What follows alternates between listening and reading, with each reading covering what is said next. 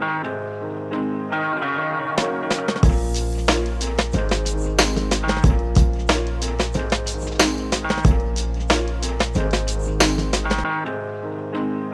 messieurs, bonjour, mon nom est Sakura Diansir, professeur de lettres modernes, spécialiste de littérature comparée, et je vous souhaite la bienvenue dans cette chronique que nous allons ouvrir aujourd'hui en parlant de la poésie africaine, celle de la négritude précisément. Parler de la poésie africaine n'est pas quelque chose d'aisé, tellement par exemple dès qu'on aborde ce thème, tout le monde pense au mouvement de la négritude, forcément avec la Troïka, Léopold Sédar Senghor, Aimé Césaire et Léon Gontran, Damas. Mais c'est un tout petit peu méconnaître les sources et les influences lointaines qui ont poussé au choix de ce mode d'expression qu'est la poésie comme expression majeure du mouvement de la négritude.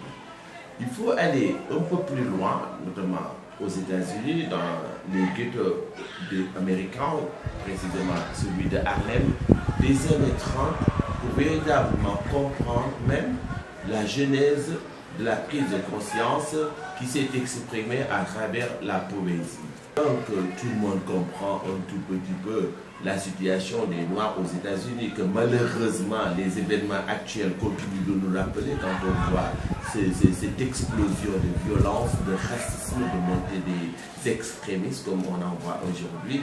Donc c'est un tout petit peu une répétition de l'histoire. C'est comme dans le contexte de 2015 qu'est née cette prise de conscience. Le racisme, la ségrégation et autres avaient tellement dépersonnalisé le noir, qui est un produit véritablement considéré comme un produit commercial, fixé dans un terroir qui n'est pas le sien, du fait de ce que l'on connaît tous, ce triste commerce humain, qu'on désigne sous le concept de commerce triangulaire, qui les a déportés dans cette terre d'Amérique où on les achetait comme des bêtes de sang. Donc il est évident qu'on a dénié toute forme d'humanité à ces hommes. Et à un moment donné, il y a eu une prise de conscience qui va s'opérer sous l'influence majeure d'un grand intellectuel du nom de Webb Du Bois.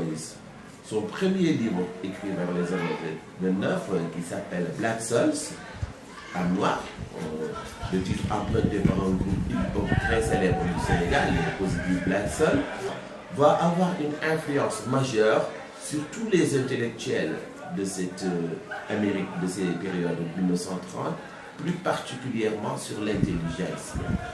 Ce livre revendique une certaine idée originale de refus d'exister à travers le regard de l'autre.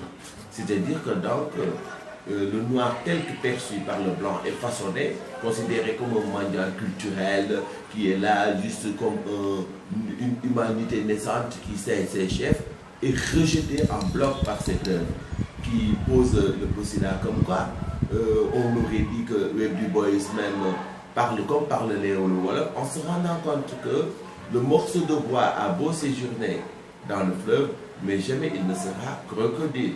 Fort de ce constat, Du Bois dira qu'en réalité, le premier pas de revendication que l'on puisse poser, c'est d'accepter soi-même, de refuser une aliénation mentale, culturelle, raciale et autres. C'est là-bas même où on a la fameuse phrase que tous les élèves des écoles connaissent, qui dit que « je suis nègre, je me glorifie de ce nom et je suis fier du sang noir qui coule dans mes veines ».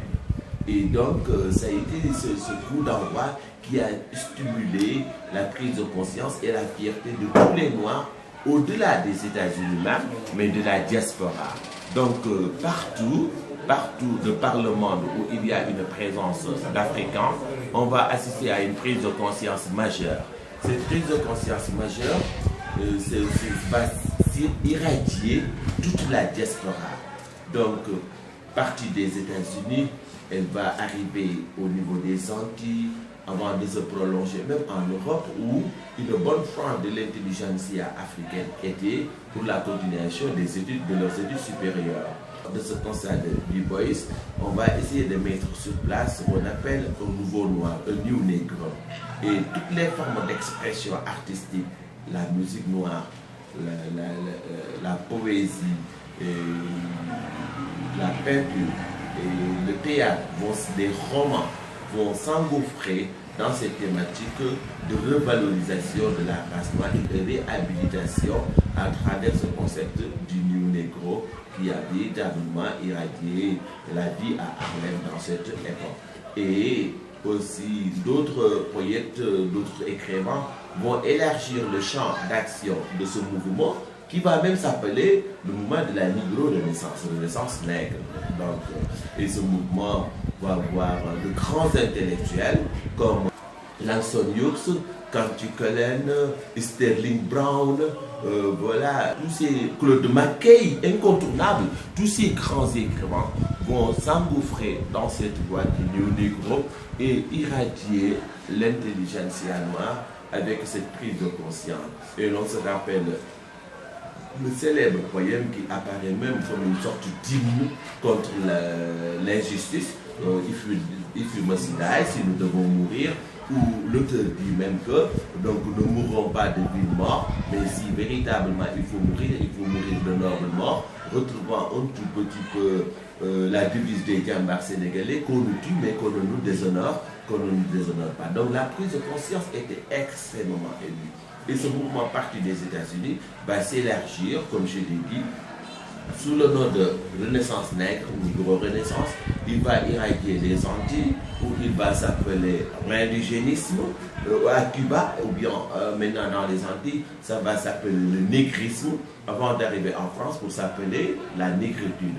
Donc, Negro-Renaissance, négrisme, indigénisme, négritude, tous ces mouvements ont comme dénominateur commun la revalorisation et la réhabilitation de la race noire. Donc exportée, elle va s'irradier de Harlem au quartier latin, le quartier latin qui veut dire l'université de Paris, où était le Sénégalais Léopold Sédar Senghor, le Martiniquais Aimé Césaire et le Guyanais Léon Gontran Damas. J'ai imité le poète en reprenant ses termes. Je rends à Césaire ce qui appartient à Césaire. D'une identité, c'est sûr, d'une identité réconciliée avec l'universel.